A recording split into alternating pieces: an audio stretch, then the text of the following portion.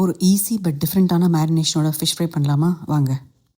ஒரு medium size வெங்காயம், 4 பல்லு பூண்டு, 1 துண்டு இஞ்சி, தேவையான அளவு கருவேப்பிலை, மிளகாய்த்தூள், 1 டீஸ்பூன் சோம்பு, ஜீரகம், 1/2 டீஸ்பூன் மிளகு, தேவையான அளவு புளி பேஸ்ட்டு, கொஞ்சம் கொத்தமல்லி, தேவையான அளவு உப்பு, இதெல்லாம் சேர்த்து ஒரு பேஸ்ட்டாக நம்ம இப்போ அரைச்சி எடுத்துக்கலாம்.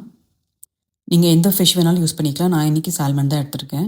நம்ம அரைச்ச மேரினேஷனை போட்டு அப்ளை பண்ணலாம். நான் கொஞ்சம் லெமன் ஜூஸும் சேர்த்துக்க போகிறேன்.